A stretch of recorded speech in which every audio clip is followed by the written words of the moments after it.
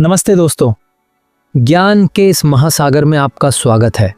आज हम एक ऐसे विषय पर बात करने वाले हैं जो हर माता पिता, हर छात्र और हर नागरिक के दिल के करीब है, हमारा एजुकेशन सिस्टम। क्या आपने कभी सोचा है कि दुनिया के कुछ सबसे सफल देशों का एजुकेशन सिस्टम कैसा है और क्या हम उनसे कुछ सीख सकते हैं?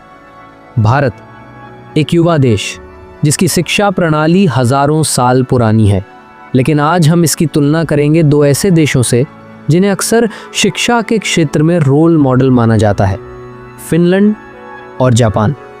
क्या आपको लगता है कि हमारा सिस्टम उनसे बेहतर है या हमें अभी भी बहुत कुछ सीखना बाकी है? चलिए आज इस पर विस्तार से बात करते हैं। शुरुआत करते हैं अपने प्यारे भारत से। हमारा एजुकेशन सिस्टम दुनिया के सबसे बड़े सिस्टम्स में से एक है। यहाँ स्कूल, कॉलेज, विश्वविद्यालय, आईआईटी, एम्स, एक लंबी लिस्ट है। हमारा जोर है सिलेबस कवर करने पर, परीक्षा में अच्छे नंबर लाने पर और फिर एक अच्छी नौकरी पाने पर।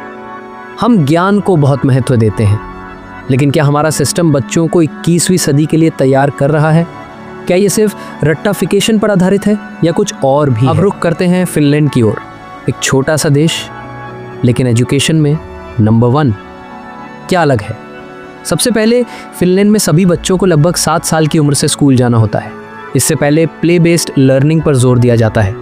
परीक्षाएं, हैरान करने वाली बात यह है कि 16 साल की उम्र तक कोई स्टैंडर्डाइज्ड नेशनल टेस्ट नहीं होता। टीचर्स पर पूरा भरोसा किया जाता है। टीचर्स की क्वालिटी, फिनलैंड में टीचर बनना आसान नहीं है। हर टीचर के पास मास्टर डिग्री होनी ज़रूरी है और टीचिंग को एक बहुत ही सम्मानित प्रोफेशन माना जाता है। कम होमवर्क, ज़्यादा खेल। बच्चों पर पढ़ाई का बोझ कम होता है, होमवर्क भी कम मिलता है। फोकस होता है बच्चे की ओवरऑल डेवलपमेंट पर, क्रिएटिविटी पर और खेल कूद के माध्यम से सीखने पर।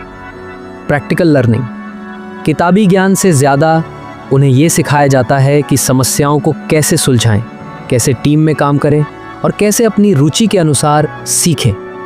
कोई प्राइवेट स्कूल नहीं, लगभग सभी स्कूल सरकारी हैं और गुणवत्ता सभी जगह समान है। होस्ट, अब चलते हैं जापान, अनुशासन और नवाचार की भूमि। मूल्य आधारित नैतिक शिक्षा। प्राइमरी स्कूल में एक विषय है एथिक्स। बच्चे सिर्फ ज्ञान नहीं बल्कि सही गलत का फर्क भी सीखते हैं। नो स्वीपर्स, आपने सही सुना। जापान में बच्चे खुद ही अपनी स्कूल की साफ सफाई करते हैं। इससे उनमें जिम्मेदारी और टीम वर्क की भावना विकसित होती है।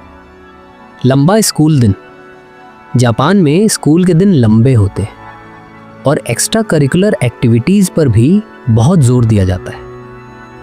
हाई स्टेक्स परीक्षाएं, जापान में भी परीक्षाएं महत्वपूर्ण हैं, खासकर हाई स्कूल और यूनिवर्सिटी एंट्रेंस के लिए। लेकिन साथ ही बच्चों को सामाजिक कौशल सिखाने पर भी जोर दिया जाता है। किंडरगार्टन से अनुशासन, छोटी उम्र से ही बच्चों को नियमों का पालन करना और दूसरों के साथ सामंजस्य बिठाना सिखाया जाता है। भारत बनाम फिनलैंड, जापान, मुख्य अंतर और समानताएं। तो हमने देखा कि तीनों देशों के सिस्टम में अपनी अपनी खूबियां हैं। अब कुछ मुख्य अंतरों और समानताओं पर गौर करते हैं। जोर किस पर है? भारत, परीक्षा, नंबर, सिलेबस पूरा करना। फिनलैंड, समग्र विकास, खेल खेल में सीखना, शिक्षक पर भरोसा। जापान, मूल्य आधारित शिक्षा, अनुशासन, नैतिक विकास, शिक्षक की भूमिका। भारत, सिलेबस पूरा कराने वाला। फिनलैंड, मार्गदर्शक, फैसिलिटेटर। जापान, ज्ञान देने वाला और नैतिक शिक्षा देने वाला। परीक्षा का दबाव, भारत, बहुत ज़्यादा। फिनलैंड, बहुत कम, 16 साल तक। जापान, महत्वपूर्ण, खासकर हायर एजुकेशन के लिए। सामाजिक कौशल, अक्सर कम महत्व दिया जाता है। फिनलैंड, प्ले बेस्ड लर्निंग के माध्यम से विकसित। जापान, स्पष्ट रूप से सिखाया जाता है, जैसे खुद साफ सफाई करना।